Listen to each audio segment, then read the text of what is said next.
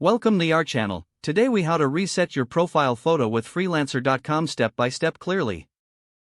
To reset your profile photo on freelancer.com, begin by logging into your account.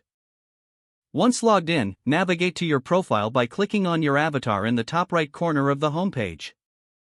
On the drop-down menu, select Profile to access your personal profile settings. Look for the Edit Profile button, which is usually located near your current profile photo.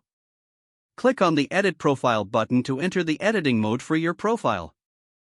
In the Profile Editing section, find the current profile photo displayed on the screen. Hover over your profile photo, and you should see an option to change or remove the photo. Click on the option to change or remove your current profile photo.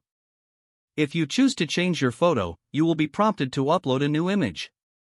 Select the image file you wish to upload from your device. Ensure that the new photo meets freelancer.com's guidelines for profile pictures. Once you have selected the new image, click the Upload button.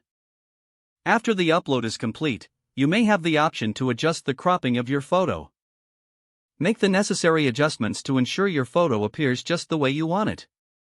When satisfied with the appearance of your new profile photo, look for a Save Changes button. Click on Save Changes to apply the new profile photo to your account. You should receive a confirmation that your profile photo has been updated successfully.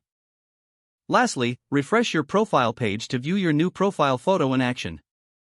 If the page does not load, refresh the browser or try again in a private or incognito window. Make sure you are using the correct email address, then retype it carefully to avoid small typos. If your password is not accepted, use the reset option and create a new strong password you can remember. Check your spam folder for verification or security emails, then complete any requested confirmation steps. Enable two-factor authentication if available to improve account security and reduce unauthorized access risk. After signing in, review your profile details so your contact information and settings are accurate and current.